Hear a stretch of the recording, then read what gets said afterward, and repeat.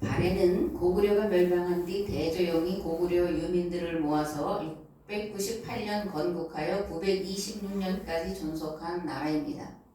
우리는 신라가 당나라를 불러들여서 백제와 고구려를 멸망시킴으로 통일 왕국을 이룬 것으로 알고 있지만 사실은 발해와 신라로 나는 남북국 시대였고, 발해가 신라보다 훨씬 더 강대국으로 해동성국이라고 중국 사람이 이름을 붙였는데, 발해 영토는 신라와 러시아 연해주 하바롭스키 그리고 중국 다롄에 이르는 거대한 나라를 이루었음을 알 수가 있습니다. 원래 발해의 국호는 진국이었는데 713년에 발해로 국호를 변경을 하죠. 근데 이런 발해를 진단, 고려, 말갈, 발해 말갈 등 다양한 별칭으로 불렀습니다. 여기서 중요한 것은 발해는 군사력으로 제국을 이루는 것이 아니라 주로 통상과 외교를 통해 제국을 이루었다는 것인데, 발해는 당나라, 일본, 거란, 신라와 교역을 했고 그로 인해서 막대한 부를 누렸음을 알 수가 있습니다. 그렇다면 발해는 스스로를 어떻게 생각했을까라는 건데, 발해의 무왕과 문왕은 일본에 보낸 국서에서 고구려 옛 땅을 수복하고 부여의 전통을 이어받았다라고 말하면서 스스로를 고려국왕이다 이렇게 칭했습니다. 금나라라는 나라가 있죠. 금나라가 나중에 이제 청나라가 되는데, 그러면 금나라는 발해를 어떻게 인식을 했을까? 금나라를 건국한 여진족 완한 아골타는 발해 유민을 회유하면서 이렇게 말합니다. 여진과 발해는 본래 동일한 집안이다. 이렇게 말합니다. 완한 아골타의 아들은 완한 올출인데, 이 완한 올출을 김올출로 부르고 있습니다. 만주 원류고라고 하는 청나라의 역사가 있는데, 이들은 아골타의 본 이름이 김한보다. 그런데 고려 초에 신라에서 만주로 넘어갔고, 김한보는 경순왕의 후예다 이렇게 정사에 기록이 되어 있습니다.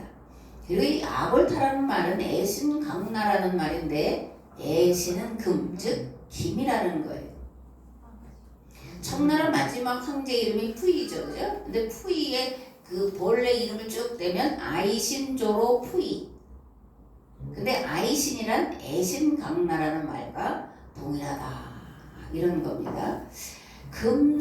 금나라의 역사를 기록한 세기에는 금나라는 여진족이 세운 나라다 이렇게 기록이 되어 있습니다. 금사태조 본기에 보면 금나라 사람들은 자신의 조상을 말갈로 인식했는데, 말갈의 본래 호칭은 물길이고, 물길은 옛 숙신 땅이며 숙신은 고조선 72개 거수국 중 하나였고, 수나라는 이들을 말갈로, 당나라는 흑스말갈과 송말말갈 이렇게 이제 두 부류로 있었는데, 이들이 다 고구려에 복속되었고 성씨는 대시다 이렇게 인식을 했다는 거예요. 그래서 발해를 건국한 사람이 누구죠? 대조영인데, 대조영은 말갈족이었다. 그런데 이 말갈족은 고조선의 72개국의 거수국 중에 하나였다. 이런 겁니다.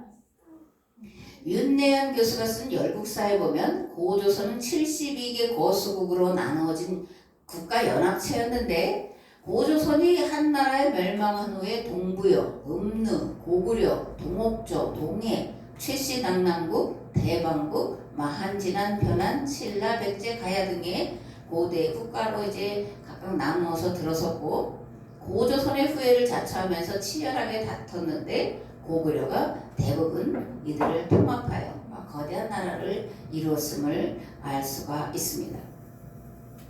발해의 역사를 이렇게 간략하게 말씀드리는 것은, 해동성국이라고 중국 사람들이 발해를 불렀는데, 이 발해는 고구려의 역사와 사상을 계승한 나라고, 고구려는 고조선의 사상을 계승한 나라였다는 걸 말하려고 하는 데 있어요.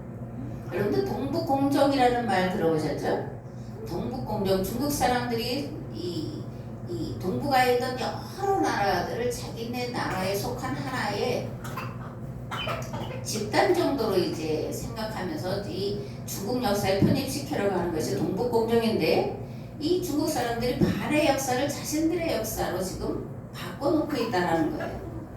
근데 문제는 우리가 발해를 우리의 역사로 인식하느냐, 또 청나라를 여진족이 세운 나라, 이 신라의 왕족이 가서 세운 나라라고 인식하느냐 하는 그런 인식의 문제가 있다라는 거예요.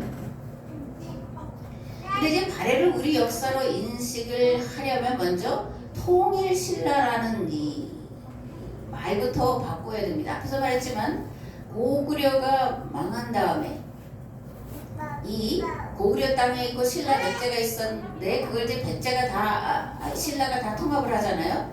그런데 그래서 신라가 통일왕국을 이뤘냐? 아니라는 겁니다. 북쪽에 뭐예요? 고구려의 옛 땅을 수복한 발해라는 나라가 있었고, 그리고 이 한반도 남쪽에 신라라는 나라가 있었다라는 거고, 역사적으로 보면 고구려가 918년에 건국되고 발해는 926년에 멸망하고 신라는 935년에 멸망을 해요. 918년에 건국이 된 게 아니라 918년에 망하고 발해는 926년 그리고 신라는 935년에 멸망을 하니까 통일 신라 시대라는 그런 시대는 사실 없었다라고 봐야 됩니다. 발해가 고구려가 고조선을 이어왔다는 것은 영토 개념이 아니라 신앙과 사상과 가치관을 이어왔다라는 것이 중요한 건데, 발해가 해동성국을 이뤘을 때 힘으로 하지 않았다고 말씀드렸잖아요. 그죠? 힘과 무력으로 주변 나라들을 정복하고 지배한 것이 아니라 외교와 무역을 통해서 거대한 나라를 이루었다. 이것을 통해서 발해가 고조선의 정신과 가치관을 고려를 통해서 이어받았다라는 것을 말씀을 드리고 있습니다. 지금 대한민국은 심리적인 내전 상태에 있는 거죠. 그죠? 제가 이제 발해, 고구려, 고조선 이런 걸 얘기하는 거는 지금 우리의 상태가 심리적인 내전 상태에 있기 때문에 이런 역사를 조금 말하는 거예요. 어떤 분하고 이제 통화를 했는데 그분이 그러더라고요. 딸 둘인데 이 딸들이 다 아주 골수좌파래. 그래서 엄마가 뭐 이제 우파에 관계된 거 TV를 보면 끄라고 난리 먹어대치는 거예요. 그런데 중학교 이제 들어간 손녀딸도 아주 할머니한테 할머니 우파야 좌파야 뭐 하면서 얘기를 한다고 이제 그러는데, 친구끼리도 교회에서 목사와 성도 사이에도, 성도와 성도 사이에도, 지역과 지역 사이에서도 사실 오늘날 우리에게 펼쳐진 정치 현안을 마음 놓고 말할 수가 없어요. 나와 다른 편을 지지한다. 그러면 서로 싸우고 있는데, 그렇게 친구 사이나 뭐 이웃 사이만이 아닌 가정 안에서도 이렇게 분열이 심하게 일어나고 있다는 건데, 이러다가는 공멸과 차별에 이를 수 있기 때문에 사실 경고하는 말로 제가 저한테도 그렇고 이제 전하고 있습니다. 정치인은 자신의 이익과 권력을 누리기 위해 존재하는 자들이 아니죠. 정치인을 국민의 공복이다 이렇게 말해요. 종이다 이런 뜻이에요. 정치인은 국민의 종이에요. 그래서 정치인은 또는 정치의 목적은 국민을 섬기기 위한 것이라는 거예요. 그런데 오늘날 현 국회의원, 대통령, 뭐 야당 지도자든 누구든 다 정치하는 사람들은 어떠냐?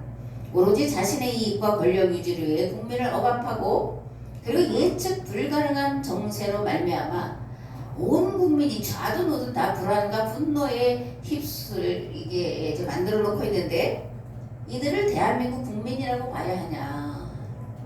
단군의 후손으로 봐야 되냐? 이런 얘기예요.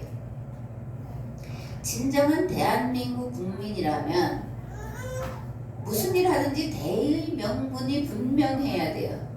즉 대한민국 국민이라는 정체성이 분명해야 하는데, 대한민국 국민으로서 가져야 될 정체성은 인류 공영에 이바지하기 위해서 존재한다라는 거예요.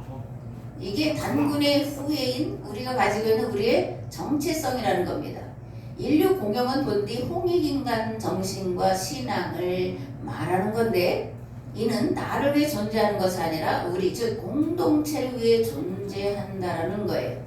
홍익인간, 곧 인류 공영이란 우리나라만이 아니라 모든 인류의 번영과 평화와 공존을 위해 존재한다라고 하는 우리의 존재의 의미, 존재의 목적, 정체성을 말해주고 있다는 것을 우리가 반드시 기억을 해야 합니다. 그런데 이러한 우리의 근본 사상과 가치관과 정신과 정체성을 잃어버렸을 때 어떤 일이 일어났냐? 역사 속에서 식민 지배를 받았고 남북으로 나뉘어져서 휴전 상태로 70년이 지나가고 있고 그리고 지금은 동서로 보수와 진보로 나누어 치열한 심리적인 내전 상태가 되어 있다라는 거예요. 동북아에서 2000년을 호령하던 고조선이 멸망한 것은 내부 분열 때문이었습니다. 그리고 가래도 마찬가지고 고구려도 마찬가지고 후백제도 마찬가지로 내부 분열로 나라를 적국에다 스스로 갖다 바침으로 멸망했다는 것이 우리 역사가 우리에게 보여주는 거예요. 그러므로 우리는 우리의 본래성, 즉 정체성을 다시 발견해야 합니다. 그래야 살 수 있고 그래야 국론 분열 상태를 치유하고 통합할 수 있습니다. 그러나 이거는 정치만으로는 불가능한 일이에요. 유일한 것은 성령님의 도우심과 역사하심이 있어야만 통합될 수 있고 치유될 수 있다라는 겁니다. 그리고 성령님의 개입하심과 도우심은 교회가 오직 복음으로 하나 될 때에만 가능한 일이라는 거예요. 그리고 성령님의 개입하심은 교회가 한 마음으로 오로지 기도할 때만 가능한 일이다라는 겁니다. 한국 교회가 성령 안에 하나가 될 때에 소망이 있습니다. 한국 교회가 성령 안에서 하나 될 때 인류 공영에 이바지할 나라로 우뚝 설 수 있습니다. 한국 교회가 세상을 구원할 구원 공동체로 온전히 세워질 때 비로소 하나님의 뜻이 하늘에서 같이 땅에서도 이루어지는 일을 행할 것입니다. 그것이 이루어졌을 때 마침내 우리 주님께서 창조를 완성하시기에 다시 이 땅에 오실 줄을 믿습니다. 아멘. 오늘 함께 나눌 말씀은 에레미야 6장입니다. 먼저 1절에서 15절 말씀을 봉독하겠습니다. 베냐민 자손들아 예루살렘 가운데로부터 나와서 피난하라. 드고아에서 나팔을 불고 베탁게렘에서 깃발을 들라. 재앙과 큰 파멸이 북방에서 엿보아 오미니라. 아름답고 우아한 시온의 딸을 내가 멸절하리니 목자들이 그 양떼를 몰고 와서 주위에 자기 장막을 치고 각기 그 처소에서 먹이리로다. 너희는 그를 칠 준비를 하라. 일어나라. 우리가 정오에 올라가자. 아하 아깝다. 날이 기울어 저녁 그늘이 길었구나. 일어나라. 우리가 밤에 올라가서 그 요새들을 헐자 하도다. 만군의 여호와께서 이같이 말하노라. 너희는 나무를 베어서 예루살렘을 향하여 목책을 만들라. 이는 벌받을 성이라. 그 중에는 오직 포악한 것뿐이니라. 샘이 그물을 솟구쳐낸같이 그가 그 악을 드러내니 폭력과 탈취가 거기에서 들리며 질병과 살상이 내 앞에 계속하느니라.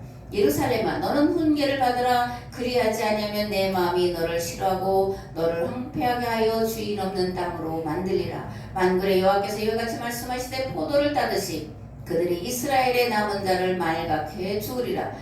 너는 포도 따는 자처럼 네 손을 광주리에 자주자주 놀리라 하시나니 내가 누구에게 말하며 누구에게 경책하여 듣게 할꼬. 보라 그 귀가 할례를 받지 못하였으므로 듣지 못하는도다. 보라 여호와의 말씀을 그들이 자신들에게 욕으로 여기고 이를 즐겨하지 아니하니 그러므로 여호와의 분노가 내게 가득하여 참기 어렵도다.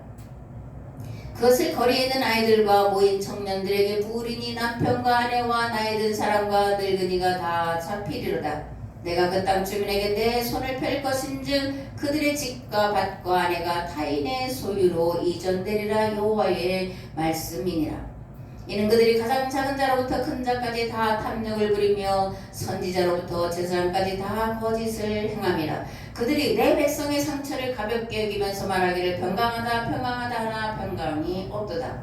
그들이 가증한 일을 행할 때 부끄러워하였느냐 아니라 조금도 부끄러워하지 않을 뿐 아니라 얼굴도 붉어지지 않았느니라. 그러므로 그들이 엎드려지는 자와 함께 엎드러질 것이라. 내가 그들을 벌하리니 그때 그들이 거꾸로 지리라. 여호와의 말씀이니라. 아멘. 무서운 심판의 말씀을 에레미야를 통해서 선포하고 있음을 보게 됩니다.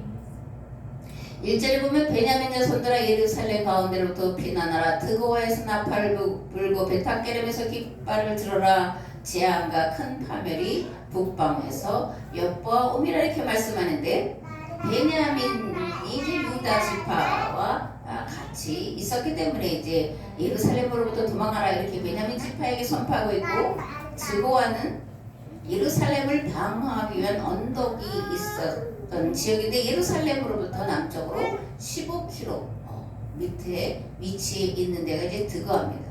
베타게렘은 예루살렘에서 동남쪽으로 약 14km 떨어진 곳에 위치하는데 여기에는 봉화대가 설치되어 있었습니다. 그러니까 베냐민 땅과 드고아 땅과 베타게렘 이 지역은 다 유다의 남단 지역을 말하는 거고, 바벨론의 침략으로 전 유다가 다 멸망할 거다라는 말씀을 선포하고 있다라는 겁니다. 그러면 왜 예레미야는 유다가 철저하게 바벨론에 멸망할 거라고 선포하고 있을까? 첫째로 선지자를 통한 하나님의 훈계와 견책을 듣기 싫어하기 때문이에요. 둘째, 여호와의 말씀을 욕으로 여기며 듣기를 즐겨하지 않았기 때문입니다.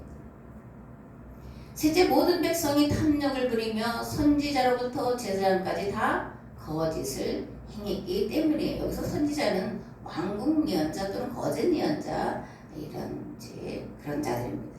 네 번째로 백성의 상처를 하찮게 여기면서 평강하다 이렇게 거짓말을 일삼았기 때문이고, 마지막으로 가증한 일을 행할 때에도 전혀 부끄럽지 않고 아주 뻔뻔스럽게 가증한 일, 우상숭배를 행했기 때문에 이제 심판받고 멸망할 거다 이렇게 선포를 하는 겁니다. 그렇다면 유다는 왜 멸망과 심판을 자초하고 있는 걸까?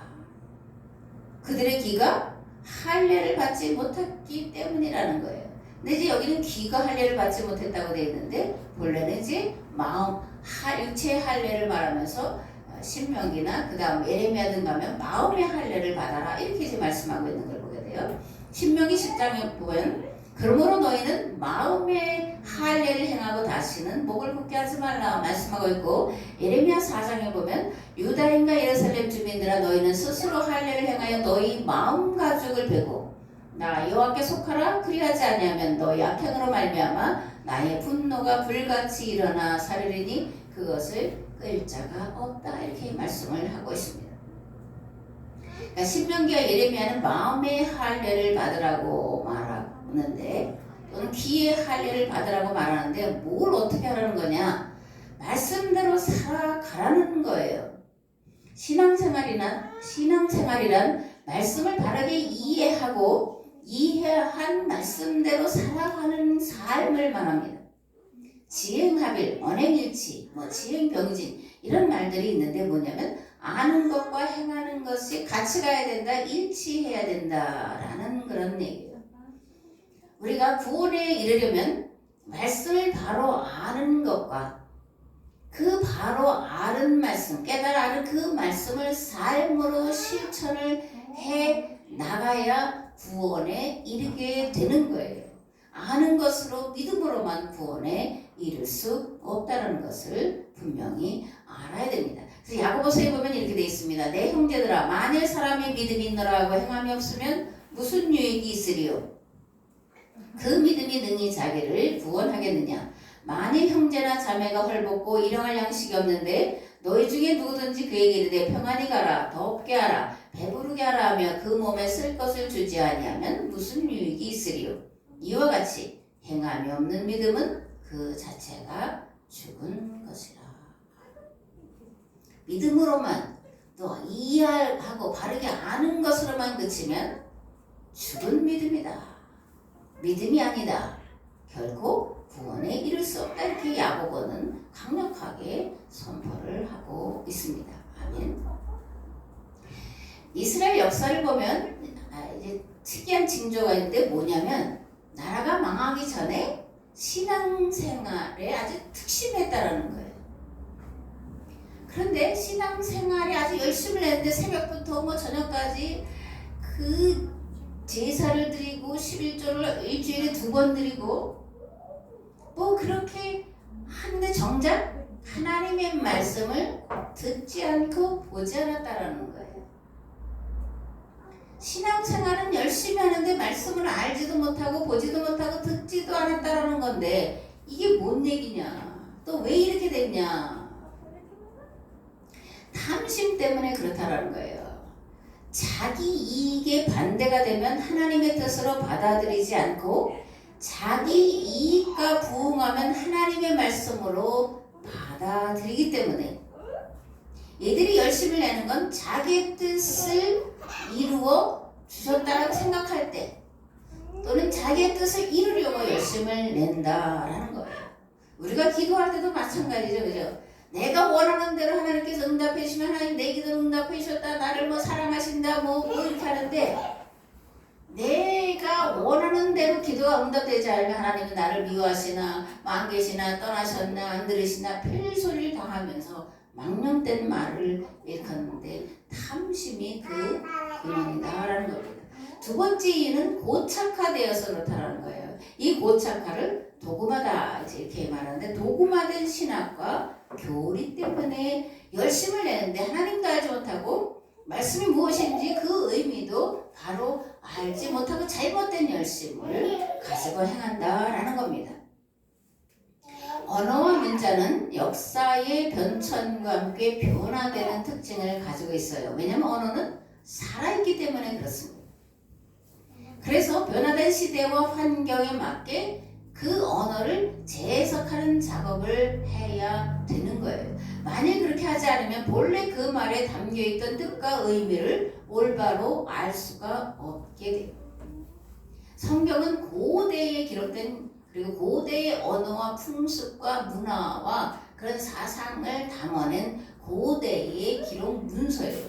그래서 이것을 오늘날 우리가 우리의 말로 우리가 이해하는 언어로 해석해 놓지 않으면 무슨 뜻인지 알 수가 없게 됩니다.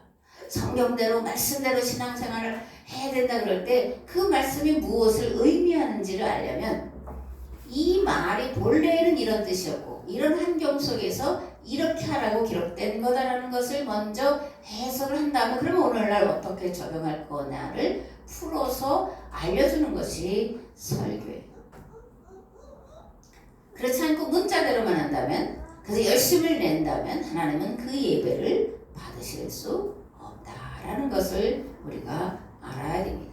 바리새인 서기관들은 예수님이 자신들 앞에서 구약에 있는 말씀을 가지고 쭉 설명하고 있는데 그리고 표적과 이적을 보여주고 있는데 예수님을 믿지 못했죠. 왜 이들은 예수님을 그들이 그토록 기다리던 메시아이심을 알지 못했을까? 도구마 때문에 그렇다라는 거예요. 그들이 바라던 메시아가 하시는 역할과 다르다라고 생각하기 때문에 도리어 예수님을 십자가에 못 박는 그런 엄청난 죄를 범했음을 볼 수가 있습니다. 이사야서 6장에 이렇게 되어 있습니다. 이 백성의 마음을 둔하게 하며 그들의 귀가 막히고 그들의 눈이 감기게 하라. 염려하건대 그들이 눈으로 보고 귀로 듣고 마음으로 깨닫고 다시 돌아와 고침을 받을까 하노라. 예레미야 5장에 이렇게 되어 있습니다. 어리석고 지각이 없으며 눈이 있어도 보지 못하며 귀가 있어도 듣지 못하는 백성이여 이를 들을지어다. 마가복음 8장에는 이렇게 되어 있습니다. 너희가 눈이 있어도 보지 못하며 귀가 있어도 듣지 못하느냐 또 기억하지 못하느냐. 사도행전 28장에는 이렇게 되어 있습니다. 일러스되 이 백성에 가서 말하길 너희가 듣기는 들어도 도무지 깨닫지 못하며 보기는 보아도 도무지 알지 못하는도다. 이 백성들의 마음이 우둔하여져서 그 귀로는 둔하게 듣고 그 눈은 감았으니 이는 눈으로 보고 귀로 듣고 마음으로 깨달아 돌아오면 내가 고쳐줄까 함이라 하였으니.